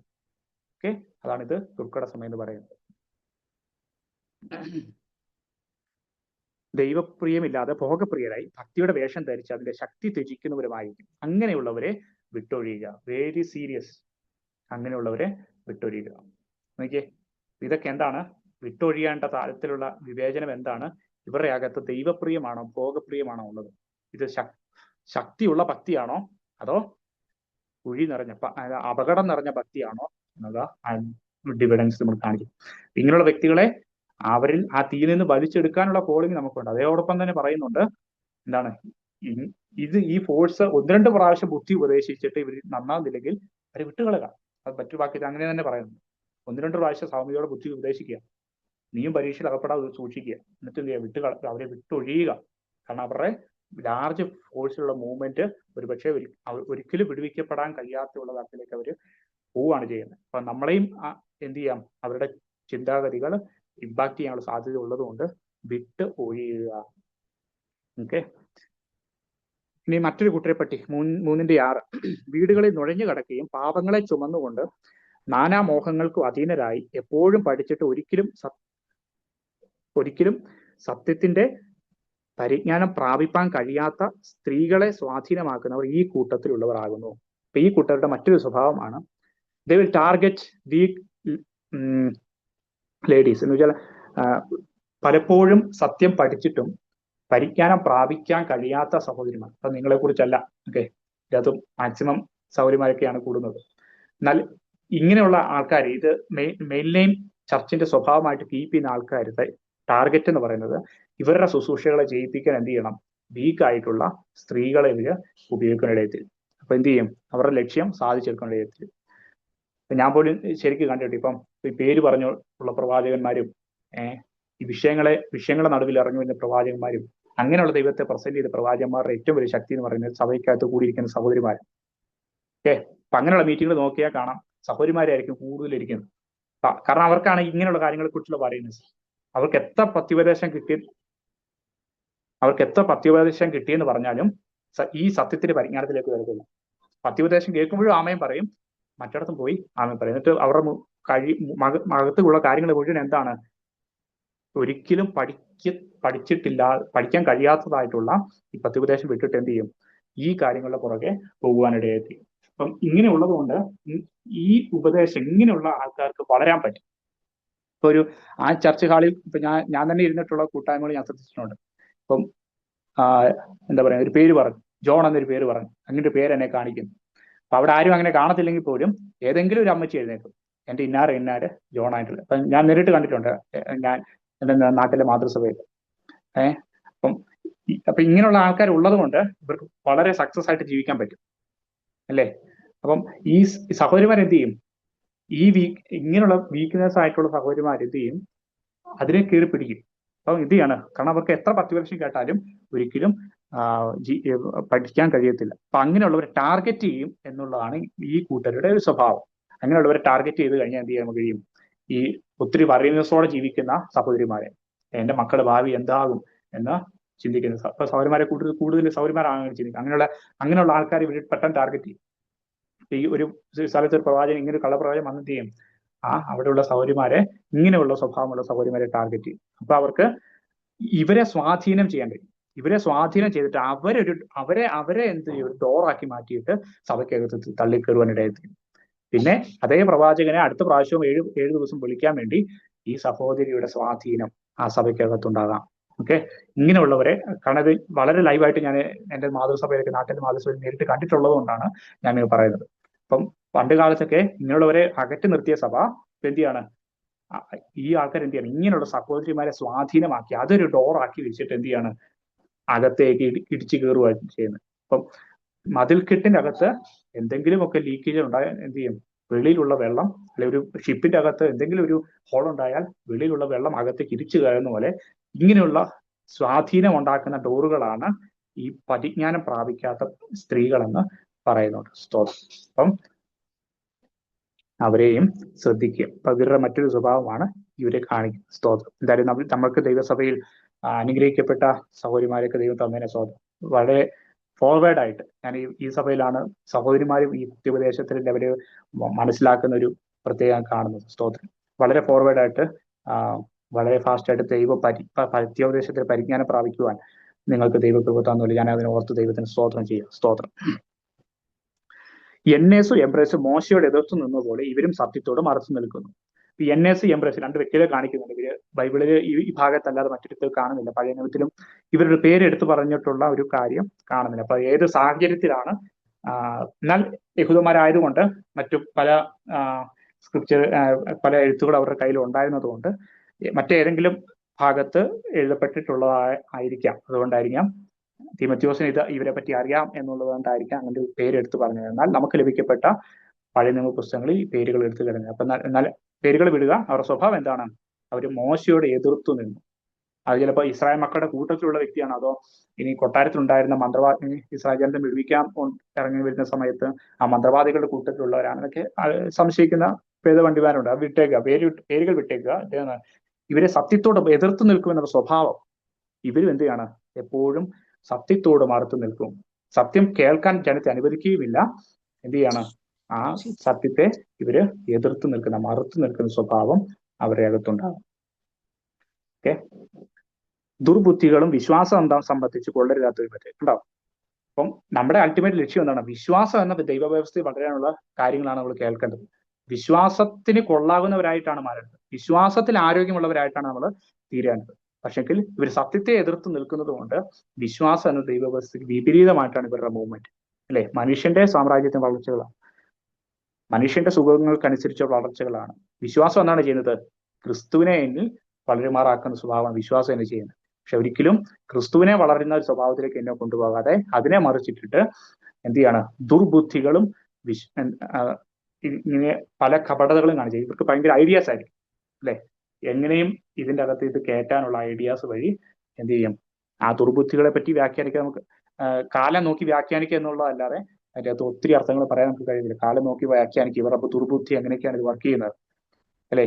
ഇപ്പൊ ഇന്ന് കാണുന്ന ഈ ശുശ്രൂഷകൾ പണ്ടൊക്കെയാ കേട്ടിരുന്നെങ്കിൽ വളരെ പെട്ടെന്ന് ഇതൊക്കെ ഐഡന്റിഫൈ ചെയ്യാൻ പറ്റുമായിരുന്നു. അത് അന്നൊക്കെ ഇത് ലജ്ജാകരമായിട്ടുള്ള ശുശ്രൂഷകളായിരുന്നു. ഇന്ന് കാണുന്ന ശുശ്രൂഷ എങ്കിൽ ഇന്ന് ഇങ്ങനെയുള്ള ശുശ്രൂഷകൾ എന്താണ്, മാനമുള്ളതായിട്ട് അംഗീകരിക്കപ്പെട്ടു അല്ലെ. അവരുടെ ദുർബുദ്ധി ഏറ്റവും മെയിൻ ലൈൻ ഫ്രെയിമിൽ അംഗീകരിക്കപ്പെടുകയാണ് ചെയ്യുന്നത്. പക്ഷെ ഈ വിശ്വാസം സംബന്ധിച്ച് ഒന്നും കൊള്ളത്തില്ല. വിശ്വാസ സംബന്ധമായിട്ടൊരു വളർച്ചയ്ക്ക് അവർ സാധ്യത കാണുന്നില്ല.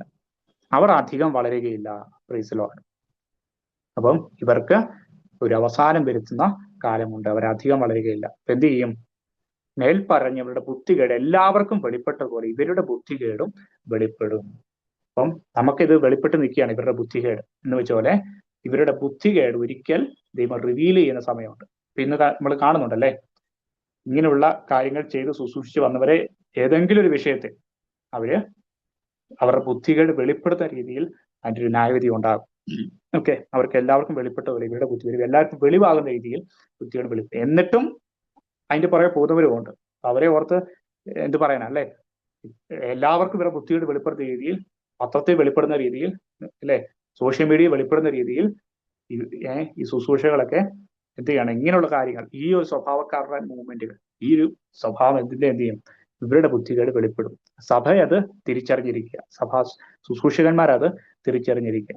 ഇങ്ങനെ ബുദ്ധികേട് വെളിപ്പെട്ടാലും അതൊരു ദുർബുദ്ധിയായിട്ട് മാറ്റിയിട്ട് വീണ്ടും മുന്നോട്ട് കൊണ്ടുപോകാൻ കഴിവുള്ളവരാണ് ഇവര്. അതുകൊണ്ട് ആൾക്കാർ ഒരിക്കലും അവർ കുറയില്ല. പക്ഷെങ്കിൽ ഇവരുടെ ബുദ്ധികേട് ദൈവം വെളിപ്പെടുത്തിയിരിക്കും ദൈവസഭയ്ക്ക്. ഓക്കെ, ഒരുപക്ഷെങ്കിൽ ആദ്യമേ ഇവരെ നമുക്ക് അറിയാൻ പറ്റത്തില്ല, കാരണം ഇവർ നൂണ് കടക്കുന്നവരാണ്. അതുകൊണ്ട് പക്ഷെ ഗ്രാജുവലി എന്ത് ചെയ്യും, ദൈവാത്മാവ് ഇവരെ നമുക്ക് വെളിപ്പെടുത്തി തരും. ഇവരുടെ അകത്ത് ഇതായിരുന്നു, മുമ്പറിഞ്ഞ സ്വഭാവമുള്ളവരായിരുന്നു. ഇവരുടെ അകത്ത് പുറമെ ഇവർ പത്തികയുടെ വേഷം ധരിച്ച് കയറി വന്നതുകൊണ്ട് അറിയത്തില്ല, പക്ഷെ ഇവരുടെ അകത്ത് ദ്രവ്യാഗ്രഹമായിരുന്നു എന്നുള്ളത് എല്ലാവർക്കും വെളിപ്പെടും. ഓക്കെ, ഇനി നീയോ, ഇവരിങ്ങനെ ആയതുകൊണ്ട് അവർ എന്നുള്ള പദം ഉപയോഗിച്ച് പറയാണ്, നീയോ എന്റെ ഉപദേശം നടപ്പ്. നമ്മുടെ സമയം ഏകദേശം തീരാറായി, ഈ വാക്കടിച്ചു. നീയോ എന്റെ ഉപദേശം നടപ്പ്, ഉദ്ദേശം, വിശ്വാസം, ദീർഘക്ഷമ, സ്നേഹം, സഹിഷ്ണുത എന്നിവയും അന്ത്യോക്യയിലും ഇക്കോന്യയിലും ലുസ്ത്രയിലും എനിക്ക് സംഭവിച്ച ഉപദ്രവവും കഷ്ടതയും കണ്ടറിഞ്ഞിരിക്കും. ഞാൻ എന്തെല്ലാം ഉപദ്രവം സഹിച്ചു, അതിലെല്ലാത്തിൽ നിന്നും കർത്താവ് എന്നെ വിടുവിച്ചു. അപ്പൊ പൗലോസ് എന്തിനെ ആണ് എടുത്തു പറയുന്നത്? കുറെ ഭക്തിയുടെ വേഷം ധരിച്ച സ്വഭാവങ്ങളെ മുന്നിൽ കണ്ടിട്ട് ഇപ്പൊ കണ്ടെന്ന് കാണിക്കുന്നത് യഥാർത്ഥ ശക്തിയുടെ വേഷം എടുത്ത് കാണിക്കുക ചെയ്യുന്നത്. യഥാർത്ഥ ശക്തിയുടെ വേഷത്തിനകത്ത് എന്താണുള്ളത്? ഉപദേശം. യഥാർത്ഥ ശക്തിയുടെ വേഷം നമ്മൾ ധരിക്കണമെങ്കിൽ the main important thing is keeping the doctrine. ആ ഒരു ഉപദേശം, കർത്താവിനെ പറ്റിയുള്ളതും കർത്താവിന്റെ പഠിപ്പിക്കലെ പറ്റിയുള്ള ആ ഉപദേശം, ആ പത്യോപദേശം എന്ത് ചെയ്യാണ്, അത് പിന്തുടരുക. അത് പിന്തുടരുന്ന ഒരു വ്യക്തിക്ക് ഇതിന്റെ വേഷം ധരിക്കേണ്ട ആവശ്യമില്ല, കാരണം അതിൽ തന്നെ അതിന്റെ ശക്തിയുണ്ട്. ശക്തി ഇല്ലാത്തത് കൊണ്ടാണ് ഇത് വേഷമായിട്ട് മാസ്ക് മുന്നിൽ വെക്കേണ്ടി വരുന്നത്. പക്ഷെങ്കിൽ ഈ ഉപദേശത്തിൽ നിന്നു കഴിഞ്ഞാൽ അതിൽ അകത്ത് ശക്തിയുണ്ട്. അതിനെ പെർസീവ് ചെയ്യുക. നടപ്പ്, ഇപ്പൊ ലൈഫ് സ്റ്റൈൽ.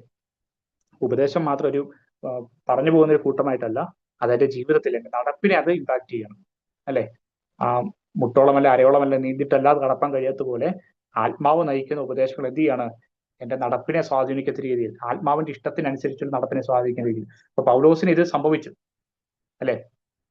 യഹൂദ മതാനുസരിപ്രകാരം അതിനുവേണ്ടി ഓടിയിരുന്ന പൗലോസിന്റെ കാലുകളെ ഇപ്പൊ എന്ത് ചെയ്യാണ്, ആത്മാവിനാൽ ബന്ധിക്കപ്പെട്ടവനായതുകൊണ്ട് ക്രിസ്തുയേശുവിന്റെ ഭടനായി ഓടുന്ന ആ ഒരു നടപ്പിലേക്ക് പൗലോസിനെ കൊണ്ടുവരികയാണ് ചെയ്യുന്നത്. അപ്പൊ ഈ ഉപദേശം എന്ത് ചെയ്തു, ആ പൗലോസിന്റെ നടപ്പിനെ സ്വാധീനിച്ചു. ആ നടപ്പിനെ ടാർഗറ്റ് ചെയ്യുക അല്ലെ. അപ്പം പൗലോസ് ഇപ്പം മരിച്ച് കർത്താവിനോട് ചേരാൻ പോകുന്ന ഭക്തരായിട്ട് നിൽക്കുക. അപ്പം നിങ്ങളെ നടത്തിയവരെ അവരുടെ വിശ്വാസം അനുകരിക്കാൻ ഇബ്രാഹിം പറയുന്നുണ്ട്. എന്ന് വെച്ചാൽ ഇപ്പോൾ തിമോഥെയോസ് നോക്കുമ്പോൾ ഒരു മാതൃക വ്യക്തിയായിട്ട്, ക്രിസ്തുവാണ് മാതൃകയെങ്കിലും ആ ക്രിസ്തുവിന്റെ ഉപദേശം ഒരു വ്യക്തി അപ്രകാരം മാറ്റി എന്നുള്ളത് അതിനെ ടാർഗറ്റ് ചെയ്യുക.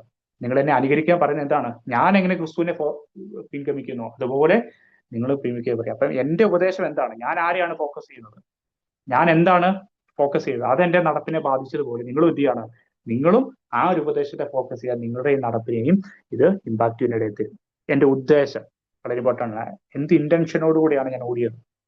കർത്താവിനെ പ്രാപിക്കണം എന്നുള്ള ഉദ്ദേശം. ഫിലിപ്പിനകത്ത് പറയുന്നുണ്ട്, ഒന്ന് ഞാൻ ചെയ്യുന്നു. എന്താണ് എന്റെ ഇന്റൻഷൻ? പിമ്പിലുള്ളത് മറന്നും മുമ്പിലുള്ളത് ആഞ്ഞും കൊണ്ട് കർത്താവിനെ പിടിക്കപ്പെട്ടു എന്ന് എനിക്കറിയാം. ഇനി എന്റെ ലക്ഷ്യമുള്ളൂ എങ്ങനെയും ഈ മരിച്ചവരുടെ ഇടയിൽ നിന്ന് പുനരുത്ഥാനം പ്രാപിച്ച് ഈ ഭക്തിയുടെ വേഷം ധരിച്ച് നിൽക്കുന്ന ആൾക്കാരുടെ ഇടയിൽ നിന്നും ഓടി എന്ത് ചെയ്യാണ്? എനിക്ക് ക്രിസ്തുവിനെ പ്രാപിക്കണം.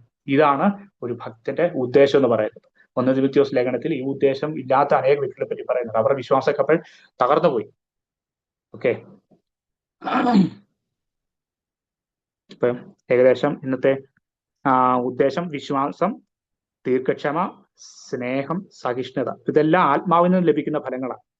ആത്മാവ് നമുക്ക് ഉണ്ടാക്കി തരുന്ന ഫലങ്ങളാണ്. ഇത് യഥാർത്ഥത്തിൽ ശക്തിയുള്ളതാണ്. ഇത് നമുക്ക് ഭക്തിയുടെ വേഷം എടുത്ത് കാണിക്കേണ്ട ആവശ്യമില്ല. ഇതെല്ലാം ഉള്ള വ്യക്തിക്ക് തീർച്ചയായിട്ടും ആ ഭക്തി ഉണ്ട്. കാരണം അത് ആത്മാവിന്റെ ഫലങ്ങളായതുകൊണ്ട് അതിൽ തന്നെ അതിന്റെ ശക്തി നിലനിൽക്കുന്നത് കൊണ്ട് ഇതിനെ പ്രൊസീഡ് ചെയ്യുക ചെയ്ത്. ഓക്കെ, 2:22 നമ്മൾ വായിക്കാനിടയിൽ തീർന്നു. ഈ പല യൗവനമോഹങ്ങളെ വിട്ടിട്ട് നീ എങ്ങോട്ടോടനെ പറയാം? നീതി, വിശ്വാസ, സ്നേഹം, സമാധാനം. ഇവിടെ എന്താണ് പറയുന്നത്? ഇങ്ങനെ ഭക്തിയുടെ വേഷം ധരിക്കുന്നവരെ വിട്ടിട്ട്, അങ്ങനെയുള്ളവരെ വിട്ടൊഴിഞ്ഞിട്ട് നീ എന്താണ്? ഞാൻ പഠിപ്പിച്ച ഉപദേശത്തിലേക്ക്, ഞാൻ നടന്ന ആ നടപ്പിലേക്ക്, എന്റെ ഉദ്ദേശത്തിലേക്ക്, ഞാൻ എന്ത് ഉദ്ദേശിച്ചോ, ക്രിസ്തുവിന്റെ മഹത്വം ഉദ്ദേശിച്ചപോലെ ആ ഒരു ഉദ്ദേശത്തിലേക്ക്, ആ ഒരു വിശ്വാസത്തിലേക്ക്, ദീർഘക്ഷമയിലേക്ക്, സ്നേഹം, സഹിഷ്ണുത എന്നിവയിലും. അടുത്ത വാക്യങ്ങൾ നമുക്ക് നാളെ ചിന്തിക്കാം. കർത്താവ് സഹായിക്കട്ടെ. ഇതിൻ്റെ അകത്ത് സഹോദരന്മാർക്ക് എന്തെങ്കിലും ആഡ് ചെയ്യാനുണ്ടോ? എന്തെങ്കിലും ഡൗട്ടുകളോ കാര്യങ്ങളോ ഉണ്ടെങ്കിൽ അത് ഡിസ്കസ് ചെയ്തിട്ട് നമുക്ക് ഇന്നത്തെ മീറ്റിംഗ് അവസാനിപ്പിക്കാം.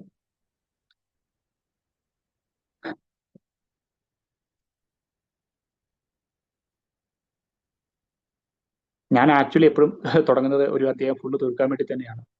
പക്ഷെങ്കിൽ ഓരോ വാക്കിലും പുതിയ പുതിയ കാര്യങ്ങളെ ആത്മാവ് എൻഫോഴ്സ് ചെയ്യുന്നതുകൊണ്ട്, കണക്ഷൻസ് തരുന്നതുകൊണ്ടാണ് ഇത്ര സമയം എടുക്കുന്നത് കേട്ടോ. അപ്പോൾ ദൈവത്തിന്റെ ആത്മാവ് ആ വാക്യങ്ങളെ ഇമ്പോർട്ടൻസ് ആയിട്ട് കാണിക്കണം എന്ന് നിർബന്ധമുള്ളതുകൊണ്ടായിരിക്കാം നമുക്ക് ഇത്രയും സമയം വേണ്ടി വരുന്നത്. ദൈവത്തിന്റെ ആത്മാവിനെ നമുക്ക് കീഴ്പ്പെടാം. കാരണം ഇത് അന്ത്യകാലത്ത് ശ്രദ്ധിക്കേണ്ട കാര്യങ്ങളായതുകൊണ്ട് മറ്റെന്തിനെ ഉപേക്ഷിച്ചെന്ന് പറഞ്ഞാലും ഉപദേശത്തെ വിടാൻ പാടില്ല. മറ്റെന്ത് വേണ്ടെന്ന് വെച്ചാലും സ്നേഹം എന്ന ടാർഗറ്റ്, ക്രിസ്തു എന്ന ടാർഗറ്റിനെ നമുക്ക് കോംപ്രമൈസ് ചെയ്യാൻ പറ്റത്തില്ല. അതുകൊണ്ടായിരിക്കാം ദൈവത്തിന്റെ ആത്മാവ് വളരെ ഇമ്പോർട്ടൻസോടെ വാക്കുകളായി വാക്കായിട്ട് അല്പം സമയം അധികം എടുത്താലും ദൈവത്തിന്റെ ആത്മാവ് നമ്മളിങ്ങനെ നയിക്കുന്നത്.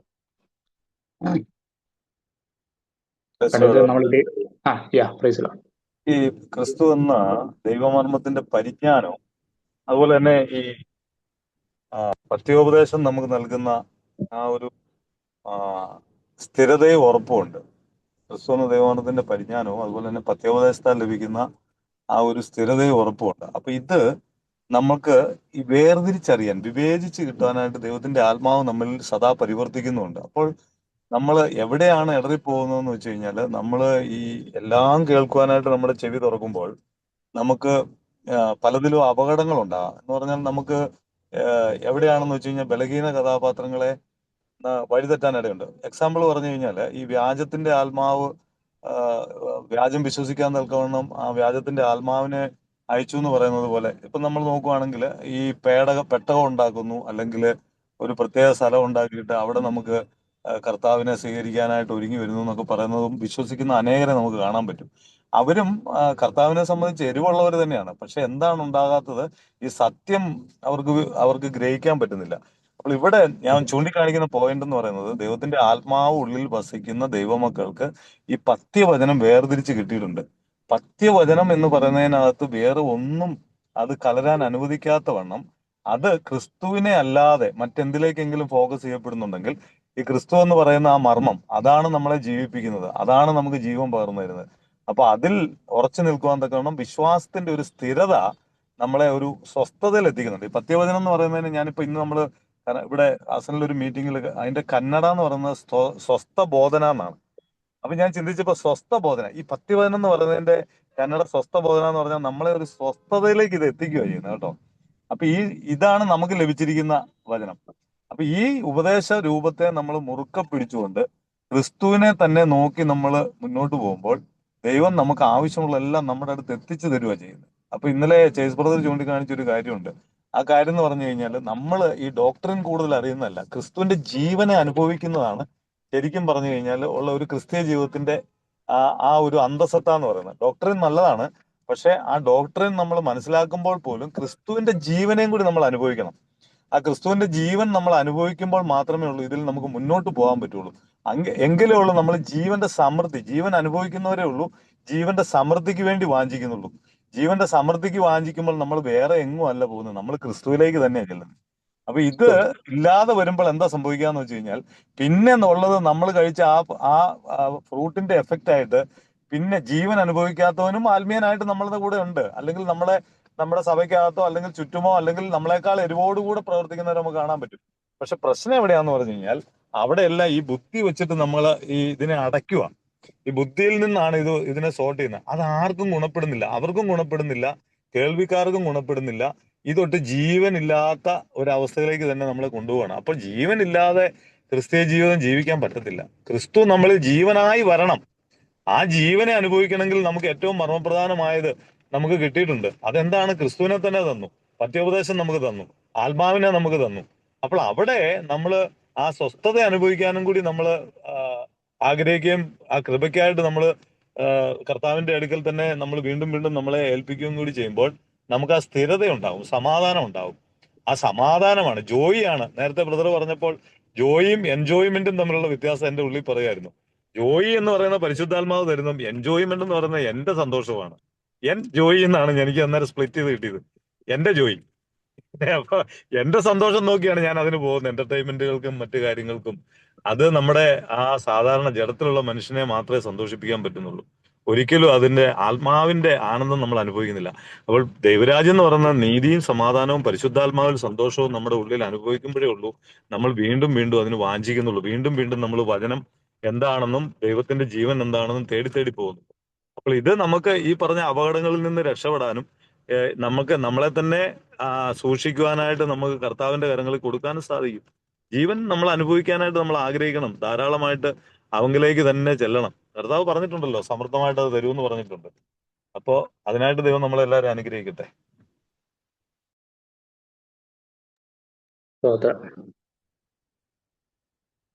നമ്മുടെ ലക്ഷ്യം അതാണ്, ക്രിസ്തുവിന്റെ ജീവൻ. ബാക്കി എല്ലാ ലക്ഷ്യങ്ങൾക്കും ഇങ്ങനെയുള്ള പല സ്വഭാവങ്ങളും ഉണ്ട്. അത് ചിലപ്പോൾ കൂട്ടത്തിലുള്ളവർക്ക് തന്നെ ഉണ്ടാകാം. പക്ഷെ നീയോ എന്ന് പോയിക്കുമ്പോൾ നമ്മൾ ഓരോരുത്തരും ആത്മാവ് നമ്മളോട് സംസാരിക്കുക, അല്ലെ?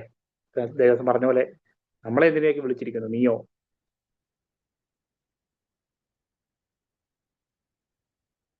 അതുപോലെ തന്നെ ആ നേരത്തെ ബ്രദർ ഒരു പോയിന്റ് കൂടി പറഞ്ഞു, വീണ്ടും ഞാനത് ഓർത്ത് പറയുന്നത്, അതായത് നമ്മളെ വമ്പന്മാരായിട്ട് പ്രൊഡ്യൂസ് ചെയ്യുന്നത് എന്തുകൊണ്ടാണ്?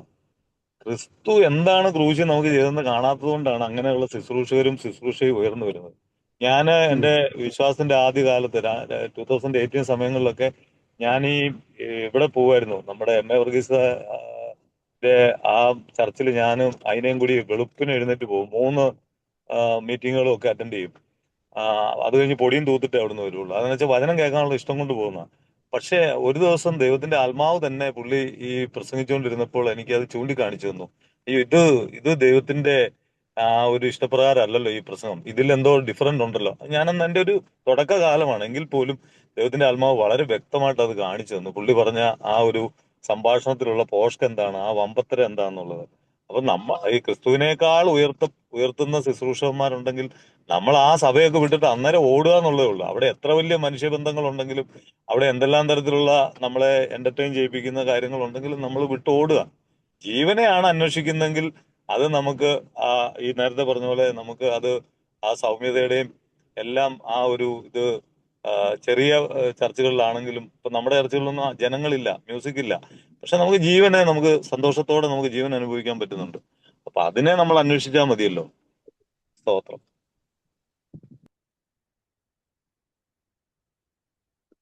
സ്തോത്രം. Thank you. വരാനിത് പറയുന്നുണ്ടോ?